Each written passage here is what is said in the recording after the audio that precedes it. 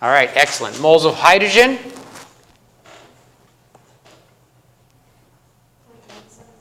.176. Excellent. Now, how do we get to sulfur?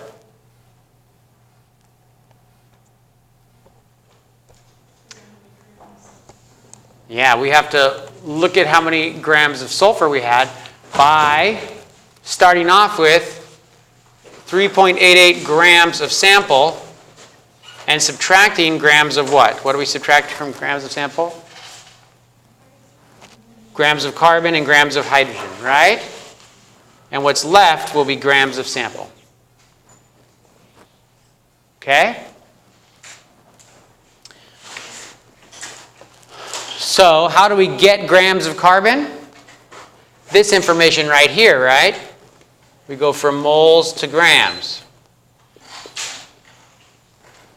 And this gives us the grams of hydrogen. Again, we want grams of hydrogen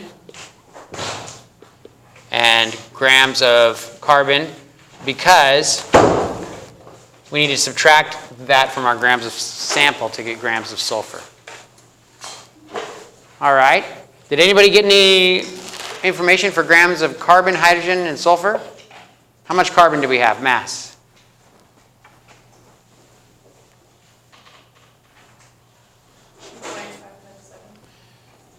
3.557, and then it was 0.176 grams of hydrogen. Is that right? 2.557. All right, so that should give us grams of sulfur. What do we get here? 1.4? 1.14? Now what do I do with that 1.14 grams of sample, or sorry, sulfur, 1.14 grams of sulfur? What do I do with that?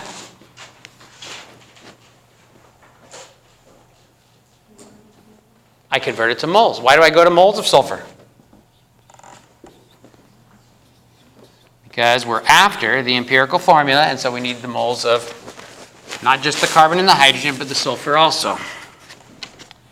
So, carbon, 0.213. Hydrogen, 0.176.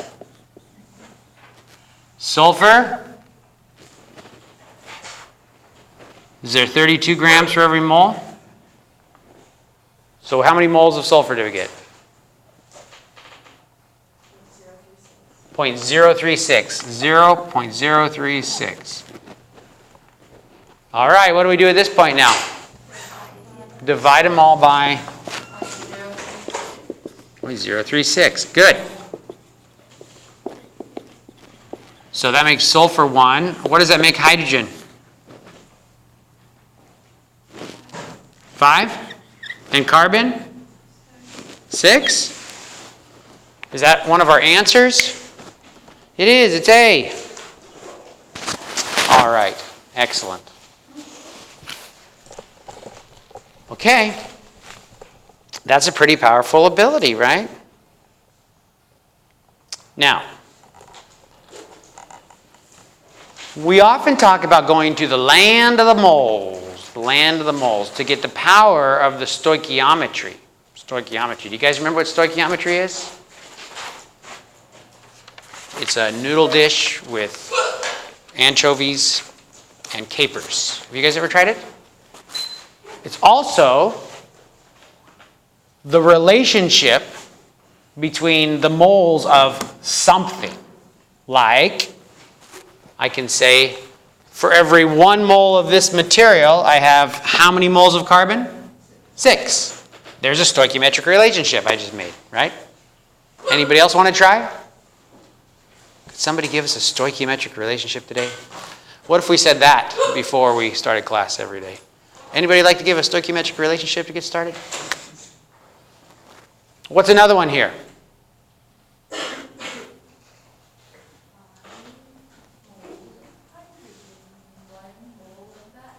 Very good. For every 1 mole of this stuff, there's 5 mole of hydrogen. Another stoichiometric statement. Okay, good. We can also make stoichiometric statements about chemical reactions. here we have it. The chemical reaction that saved the world, right? So, this chemical reaction is combining nitrogen gas with hydrogen gas to make ammonia. NH3 is ammonia. You guys have been looking at your periodic table, the back of it, to look at the ammonium ion, right? Who knows what the ammonium ion looks like? NH4 with a positive charge, all right? Ammonium ion, and this is ammonia. This is not pneumonia, the disease you get. They're not related at all, okay? But ammonia is an important component in fertilizer, and there was a time in the world's history where, well, there's not just been one time, there's been multiple times in the world's history where people said, we're going to all have to stop having kids, right? Because the population is growing like this, and food production is going like that. We're right here in terms of time. So when we reach that point, we'll have to start eating each other, right? So we have to do something about that, right? This prediction has been made over and over and over, right? It never comes to fruition because populations in general find a way to take care of themselves. On a worldwide scale, this happened about the time, well, World War I about. We couldn't grow enough food, and it really became a critical moment because everybody wanted to, instead of making food, they wanted to make what? Bombs, right? So they all wanted to try to blow each other up or make bullets as opposed to making food. And they needed ammonia to do both of these things, right? Ammonia was a good chemical to include in explosives because if you burn it, it'll result in nitrogen gas. An explosion is just taking some material and then converting it to a gas really fast. And then it has to take up a lot more space, and so whatever's in the way has to move out of the way, right? So ammonia has that property. It's also a very important component in fertilizer, right? But when they realized that you could make ammonia from the nitrogen in the air and then from hydrogen gas, now they were getting hydrogen gas, and this is where we get hydrogen gas from petroleum, right? And then they realized that they could make ammonia in the lab. That shot food production up drastically, right? And we could then produce a lot more food because we could fertilize the land and it could grow right away as opposed to every few years having to wait for the nutrients to kind of grow back. So here's a chemical reaction. Nitrogen plus hydrogen results in ammonia, NH3. And I'm going to make some stoichiometric statements about this reaction. It'll be fun. My first one is, for every 1 mole of nitrogen that goes into this process, how many moles of ammonia do I get? 2. Very good. For every 1 mole of nitrogen that goes in, I get 2 moles of ammonia coming out of this process. Now, when you make a statement like that, the assumption is that you had plenty of hydrogen, right? Because obviously you don't get ammonia just from the nitrogen, but you can make statements like that. Okay, here's another one. Ready? If I put in 3 moles of hydrogen gas, how many moles of ammonia am I going to get out? 2. Very good. Now here's a little bit tricky one, okay? If I have 1.1 moles of hydrogen gas going in, how many moles of ammonia do I get out? How many moles of ammonia if I put in 1.1 moles of hydrogen gas? What goes to the right of the equal sign? Moles of ammonia. What can we start with? 1.1 moles of hydrogen gas. What kind of a relationship am I looking for? Moles of what down here? Hydrogen gas. What up here? Ammonia. Does the power of the equation indicate to me that relationship? What is it? 3 down here, 2 up there. Is that right? So 2.2 divided by 3, that will be my answer, right? Does everybody see how that works? So, there are many stoichiometric statements. There's a lot of stoichiometric information within an equation like this. So, that one's too easy for you. Let's move ahead. How about this one? How many grams of aluminum oxide are produced when 41.5 grams of aluminum react? This is a reaction where we combine aluminum with iron oxide, and it's very exothermic, meaning it produces a lot of heat. So much heat that it can melt iron. And you can take railroad ties, you jam them together, and then there's this little machine that you put around it, and you pour these components in there, and they'll heat up really hot, and they'll weld those two railroad ties together. This is that reaction. You guys know where to start with this one? What's the first thing you got to do? That's right, draw an equal sign with a line, and then to the right of the equal sign goes?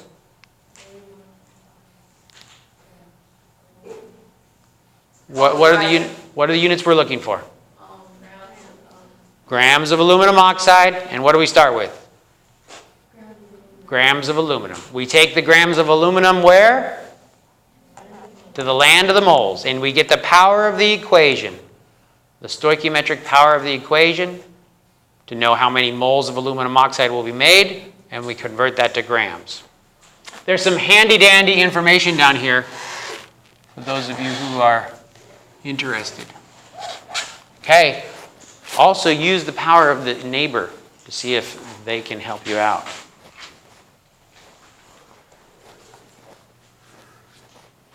Unless you're like Nicholas, independently powerful. No need for neighbors.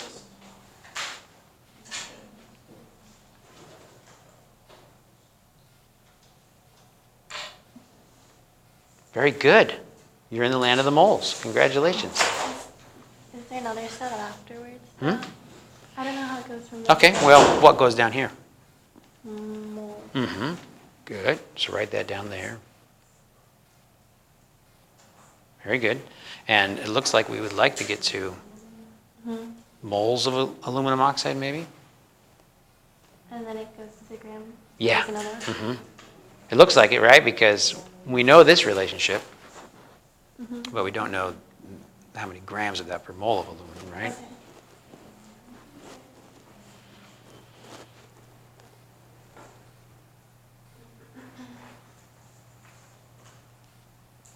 So what are you writing down here? So like 1 gram of aluminum, this much. So This is how many grams you need to get 1 mole. This is mole. Oh, That's the molar never mass. mind. That's fine. It was just instead of 1.5, it was 1. Right? Does that make sense or no?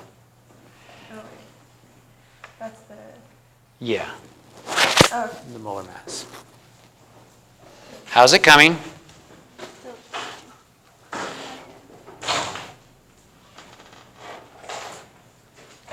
We started yet? Anywhere?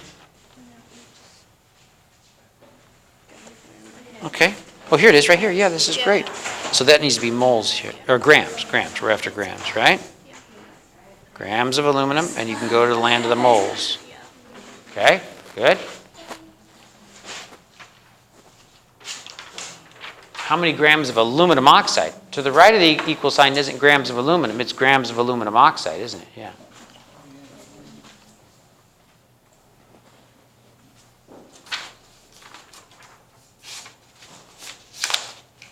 Very good. Look at that. It's wonderful.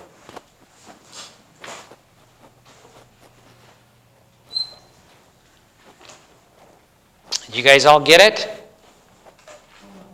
Okay.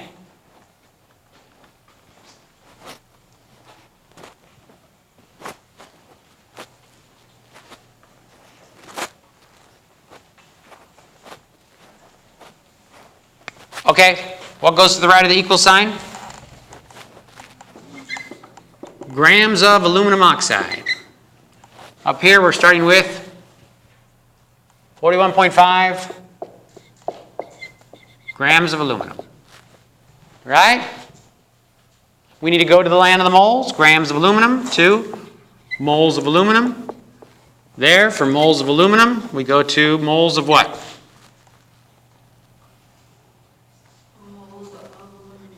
That's right. And then after we get moles of aluminum oxide, then we can go to grams of aluminum oxide. All right?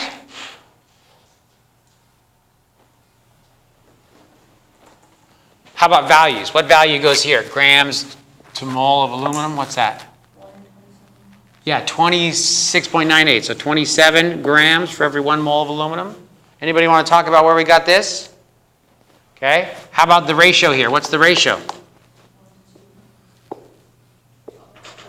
Like that? Is that right? The stoichiometry of the problem, of the equation tells us that? 1 to 2. All right, what about here? What's our units? Or what's our numbers that go with this one? 102 grams for every mole. Excellent. Did anybody get an answer? 78.4 grams of aluminum oxide. Who got that one? Raise your hand if you got that one. Okay. Anybody want to go over something that they missed?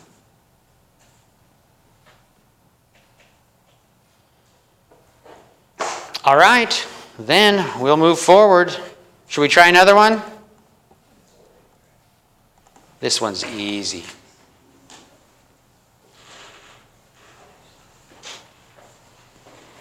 I'll let you guys set this one up yourselves.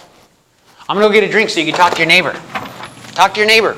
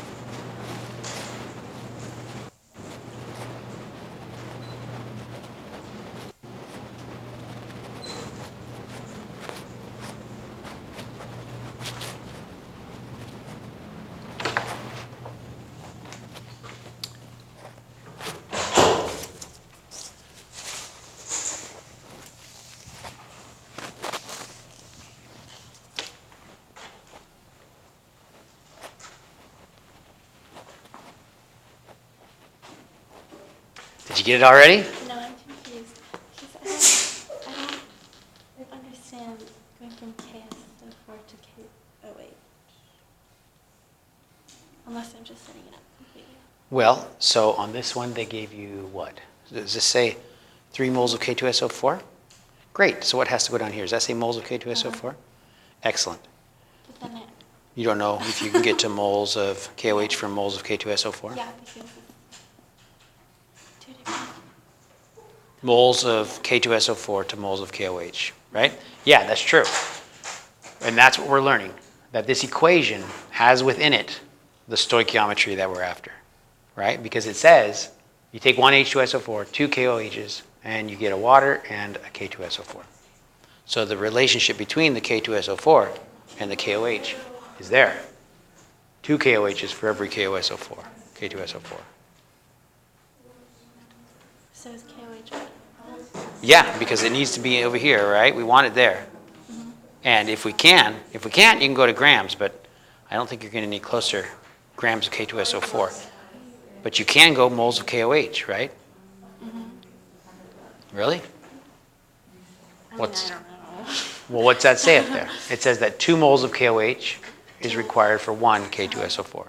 So good, yeah. That's what we want. We want moles of K2SO or KOH up top if we can. Oh, so it's not as long as this. So there's not another step. Yeah, that's it. That's it, right? Okay. But it's okay. It doesn't hurt to draw a long line. We're okay. Good, you got it? Excellent.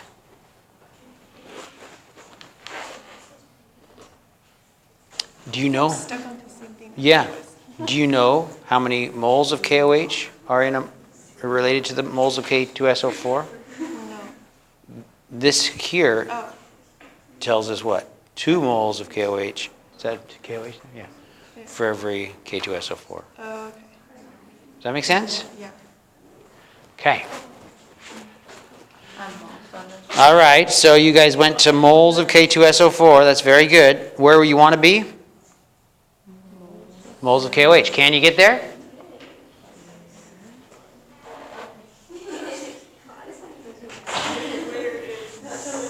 Is there a relationship between those two? Do you know? What?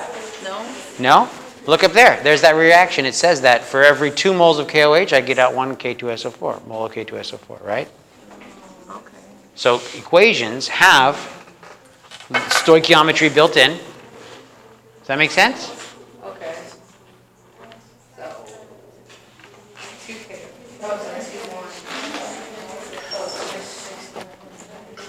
All right, so the answer, or the units that I was after, moles of KOH. That's what we're wondering. How many moles of KOH are required to make 3 moles of K2SO4? So if I have 3 moles of K2SO4 that I'm going to be making, moles of K2SO4 go down here. Very good. Now a lot of people got stuck there. Whoops. Make that into a mole. A lot of people got stuck there.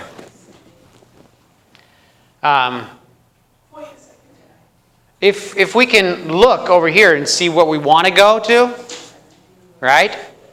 That might help us because we can always just put that up there, KOH, and if we're wrong, we scribble it out, right? See how fast that was? I'm really good at that. So you can try that. Is there a relationship between these two that we know? Okay, where is it? How do we know it?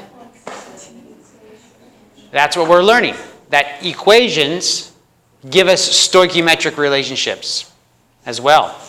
And what is the stoichiometric relationship here for this equation? It's 2 KOHs for every 1 K2SO4. Does everybody see that? All right. Anybody want to talk about that one? Tricky. Was it tricky? Okay.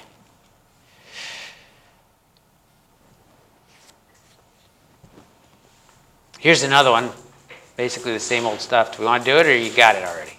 No. You want to do it? Oh my goodness. All right, let's do it. You better have a good equal sign.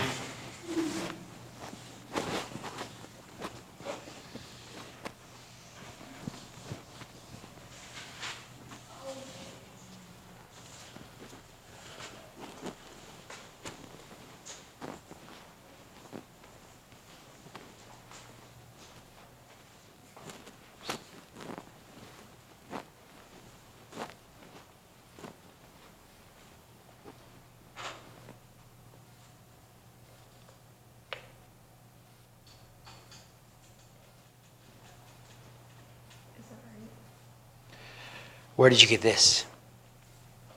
From an equation. Okay. There's only one itty bitty problem. Problem is, this is not information about grams of this to grams of that to grams of that to grams of that, right? This is about what? Moles. That's why we got to go to the mole, land of the moles first.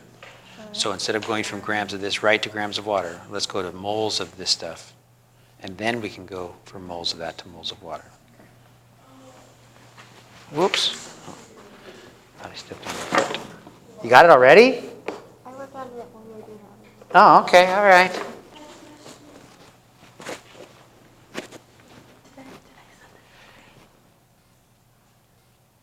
Yeah, that's great. Yay, okay. Now your units are going to end up in grams of water, right? Okay. Okay, cool. Now, see if you can make sure you get all the right values in there.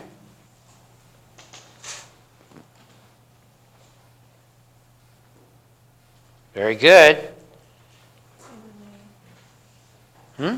We want to end up back in grams. Yeah, yeah.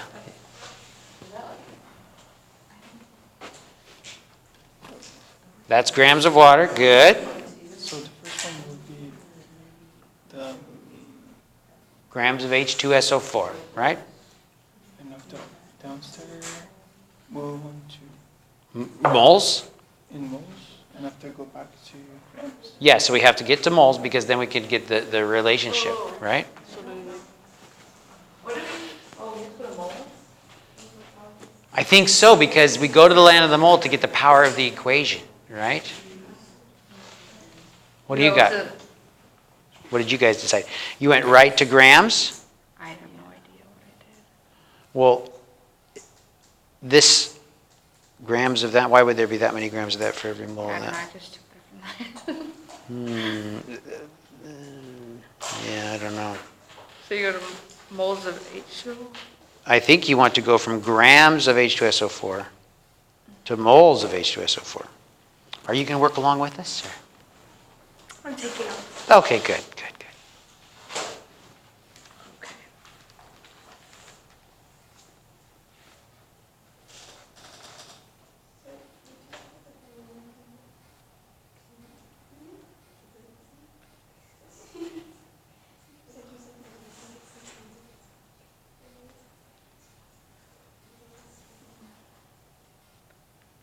And then we put the same thing for that? Oh, No. you add them together. Yeah, right. It says right there, 98 grams for every mole.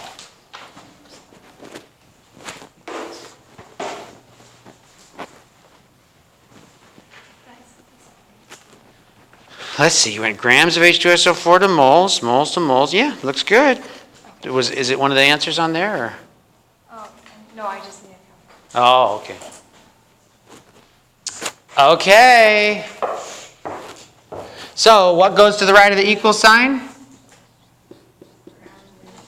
Grams of water. What do they give us to start with? Grams of H2SO4, is that what it is? How many? 1.2.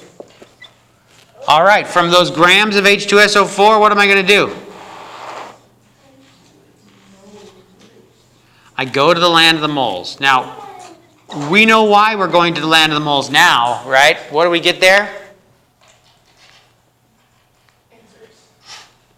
The power of the equation, right? I only get to do this twice a day. So when I say, where do we go? You say, land of the moles. What do we do there? You say, get the power of the equation, right? How do you know when you go to the line of the moles? How do you know when you've gotten there? Yeah, when you should go. When you should go? Yeah. Well, you can always go. Okay. You know, I sometimes would like to go to Disneyland, but you know what stops me from going? The line of the moles? No, no, no. Land of the Moles can wait. What stops you from going to Disneyland? Yes, it's too expensive. The interesting thing about the Land of the Moles is it's free, right? You can go there all the time. You can always go to the Land of the Moles many times as you want. So if you go there and find out, oh, that's not where I belong, then what should you do? You leave. Just leave. Just go home, right? So there's no problem going there. So if you think, should I go there or not? Yeah, just go and find out if that's where you want to be. If not, it's free. It didn't cost you a ton of money, right? Once I took my whole family to Disneyland and I realized this isn't where we want to be. So we left and we wasted like, $500. It was horrible. That didn't really happen, but you can imagine how bad it would be, right? Okay, grams of H2SO4 to moles of H2SO4. Why do we go to the land of the moles? Because it's free. Well, that's one thing, but what did I tell you? What was your line? To get the power of the equation.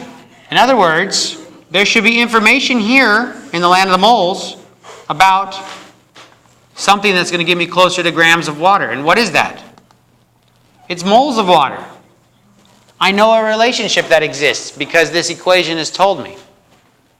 Right? What is the equation telling me? What's the relationship between moles of H2SO4 and moles of water in this reaction? 2 to 1?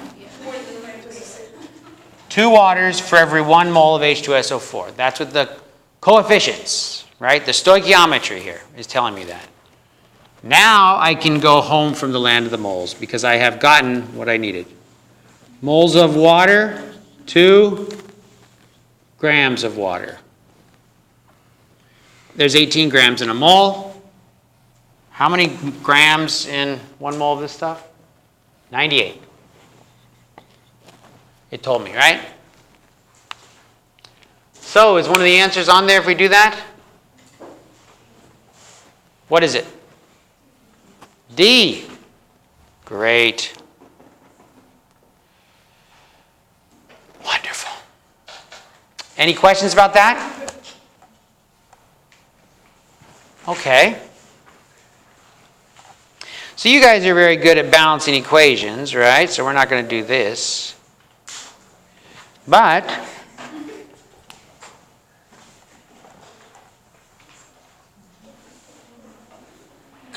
there's something to be said for combining chemicals together in non-stoichiometric relationships. What is stoichiometry again? A noodle dish with sardines and capers. Remember? My goodness, I feel like I just told you this. Stoichiometry, right? So what do you think non-stoichiometry is? Does anybody know any German? It's not a noodle dish with sardines and capers, right? Non-stoichiometry. Can you hear it? Stoichiometry and then non-stoichiometry. Non is like no. Right?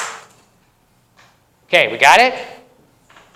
So, a stoichiometric relationship between nitrogen and hydrogen would be 1 unit of nitrogen and 3 units of hydrogen for this equation. You guys agree? What if I just combined 1 unit of nitrogen and 1 unit of hydrogen? Is that a stoichiometric relationship for this equation? It's not. I'm going to run out of something, and I'm going to have some other stuff left over, right? If I just had 1 mole of nitrogen and nitrogen gas and 1 mole of hydrogen gas, I wouldn't have enough for this equation to proceed according to its stoichiometry. What is the stoichiometric relationship again? 1 to 3. 1 to 3. So what am I going to run out of if I have 1 mole of nitrogen and 1 mole of hydrogen? Hydrogen? Nitrogen? Which one am I going to run out of? It's one of those 2. That's right. Very good. Which one am I going to run out of? Hydrogen? Because why? Because you need actually 3. I need more of that, right? Watch this. If I scoot this mole of hydrogen down, and then I actually determine how many moles of ammonia would this give me? If I had a mole of nitrogen, how many moles of ammonia would I get?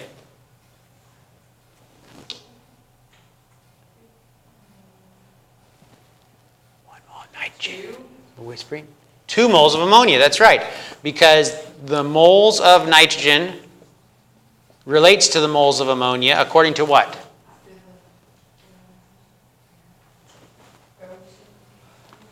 Is it a 2 to 1? Very good. So if I had 1 mole of nitrogen and plenty of hydrogen, excess hydrogen, then I could get that much ammonia. What if I just had 1 mole of hydrogen? How many moles of ammonia could I get then? 1 mole of hydrogen? this too easy?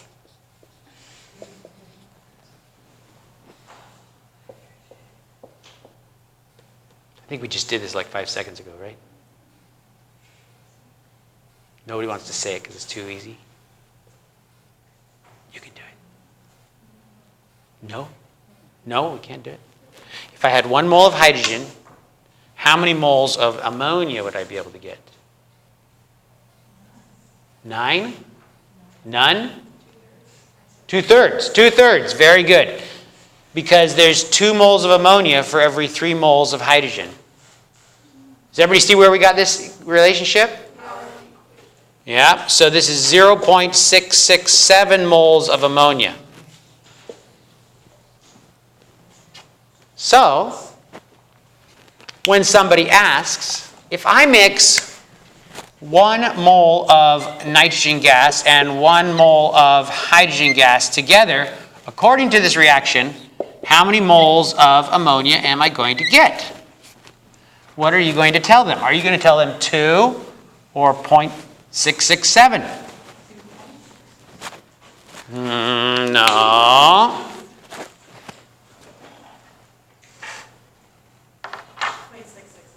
This one? What's wrong with that one? Oh, because we already have enough of the nitrogen. Oh, limiting reagent. Look, there's a word up there. That's a nice word or phrase. Limiting reagent. It's the thing we're going to run out of, right?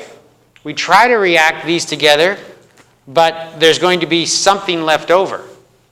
See, this statement of I'm going to get that much ammonia for this much hydrogen pretends that, or assumes, right, that I have excess nitrogen, plenty of nitrogen. And this statement up here assumes that I have excess what? Hydrogen. So if I have excess hydrogen, then I will get that many moles of ammonia. If here I have excess nitrogen, I'm going to get that many moles of ammonia. So the smaller one here, the 0.667, ends up being how much I actually can get. Because the hydrogen is the limiting reagent. The nitrogen is going to be left over in excess. So the answer is 0.667 moles of ammonia. So you see how if somebody gives you information about more than one reagent, reagent being the stuff on the reactant side, right? If I get information about more than one of these moles of those or amounts of those, then I need to solve it twice and find out which one I'll really be able to get. Because one is going to run out. Right? What about this one? If I mix 3 moles of hydrogen gas with 1 mole of nitrogen gas, how many moles of ammonia am I going to get? 2. That one was so fast. How did you know? Yeah, the equation just tells us right there. And what's going to be left over? Nothing. Because this is not a non-stoichiometric relationship. This is the fish and raisins. What did I say it was? Fish and sardines and capers. Capers, right. Okay, very good. So then, let's see if we can answer a question that has to do with this sort of thing. Here it is. When 1 gram of each reactant is combined, how much water am I going to get? Now, another way of saying how much water is what you can call the theoretical yield. The theoretical yield. Because it's theoretically how much you're supposed to be able to get. Not all reactions work perfectly. So when you put 2 things together, sometimes it just doesn't work. You don't get a complete reaction. But assuming you did, what would you be able to get if you mixed 1 gram of each of these? How much water would you get?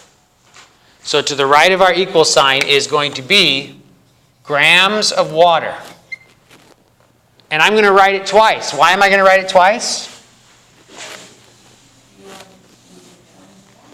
Because I have information about two of the amounts, or amounts of two of the reactants, right?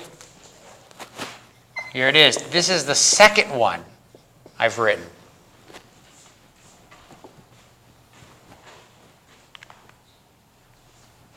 What should we do with this side? Not Ca, or not mole, but what? 1 gram of, what is it? Calcium hydroxide. 1 gram of calcium hydroxide. On this side over here, it's 1 gram of what? HCl. 1 gram of HCl. Okay. As soon as you're done with this, come on up here and show me what it is, and then you can go home.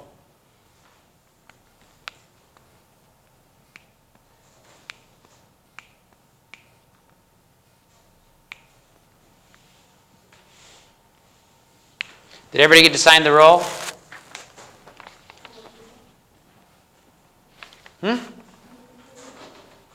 Oh, you didn't? Oh, sorry.